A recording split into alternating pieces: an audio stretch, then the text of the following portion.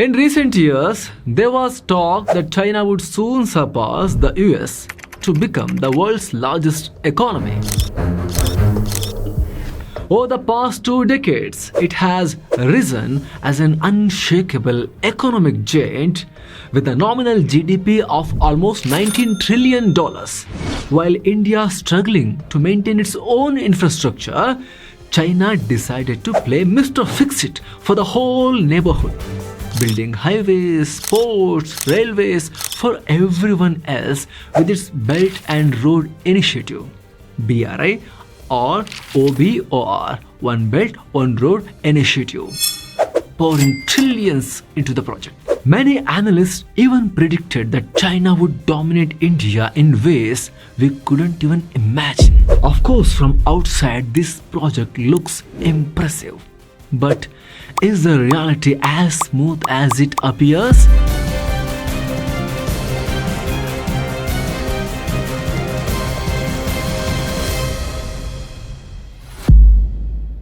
In the famous Chinese story Romance of the Three Kingdoms, there is a tale of great failure.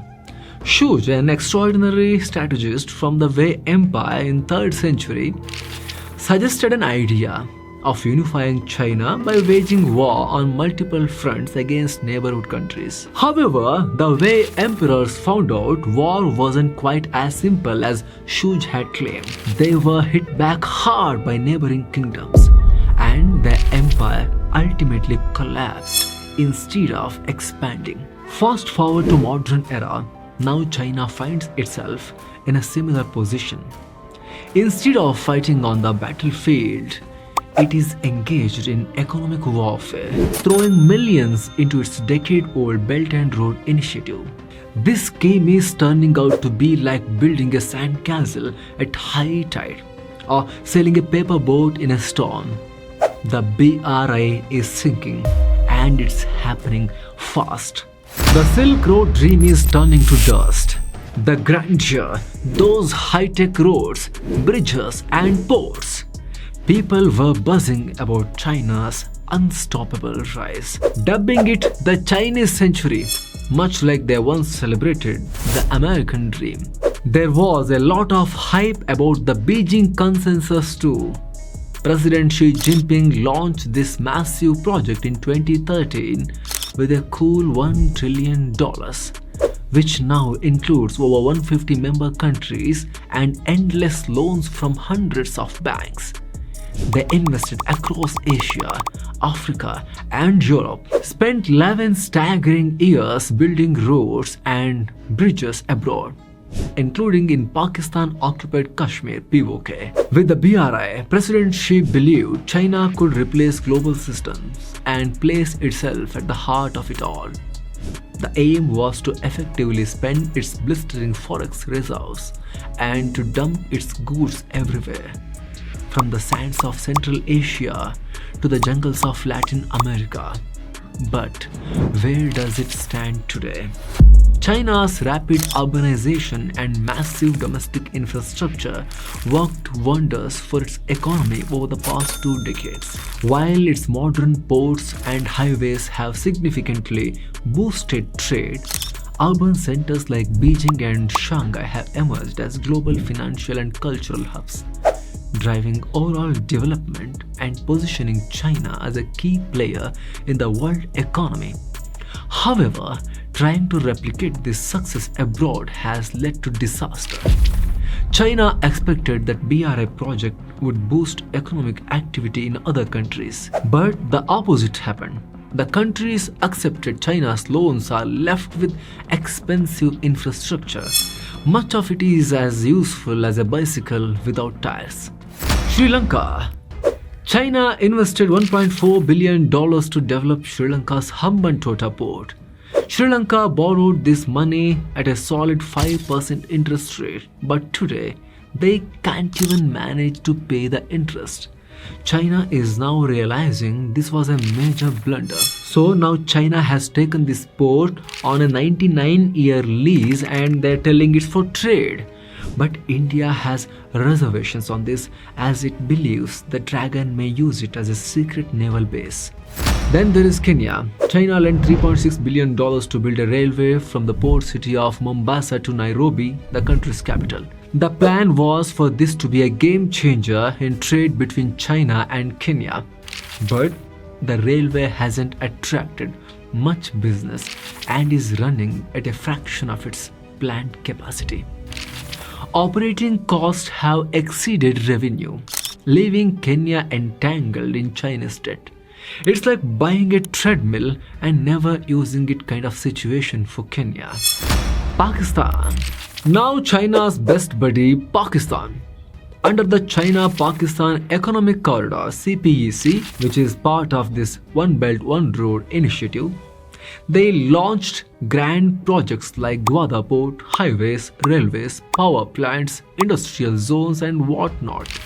However, nothing has changed in Pakistan. CPEC has added more zeros to their debt than their economy. Pakistan now owes China $62 billion and has nothing to show for it except political instability, economic chaos, and a civil war brewing in Balochistan. It is like buying a fancy new car on loan and then realizing you can't even afford the fuel. Next, Nepal. Here, Chinese contractors are accused of corruption in poorly built $216 million worth Pokhara International Airport. Chinese contractors are accused of not following the best global standards during the bidding and inspection process.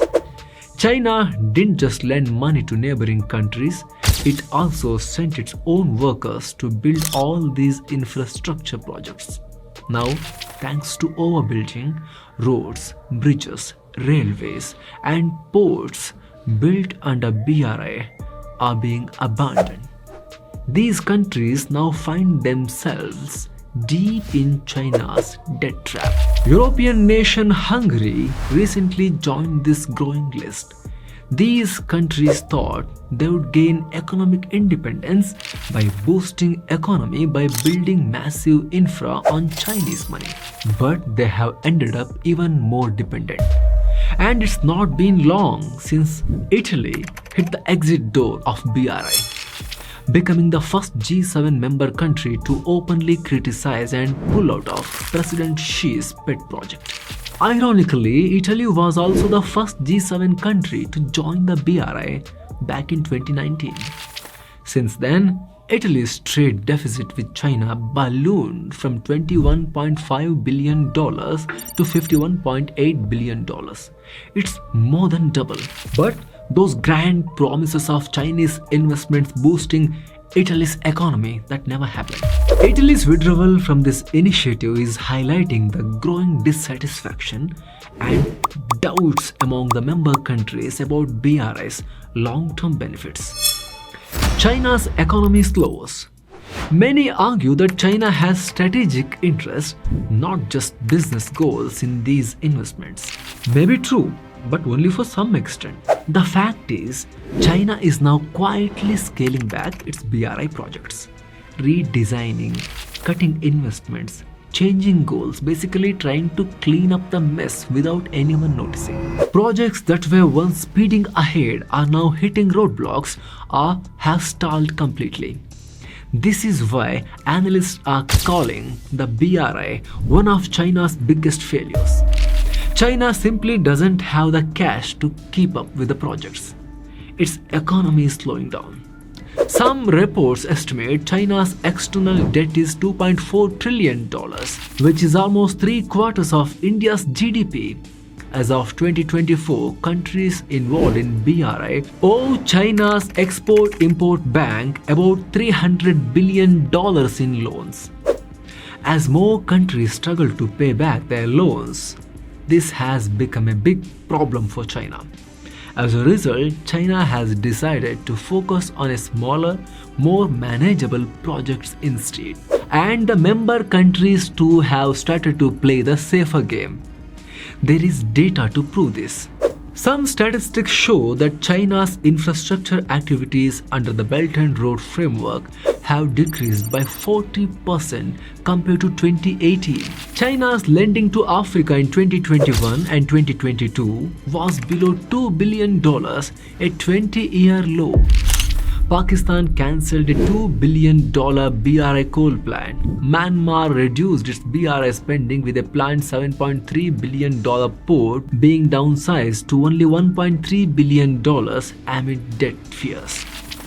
Projects are being cancelled or renegotiated or redesigned across 50 countries. In Chinese mythology, there is a story about the Monkey King, Sun Wukong, who gets so full of himself that he rebels against the heavens.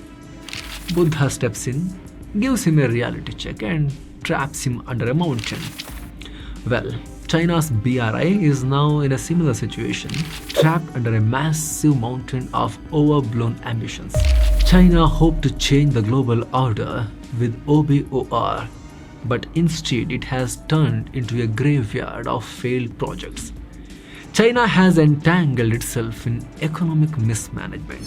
For now, BRI has become just a political tool for President Xi Jinping, and its future remains very uncertain.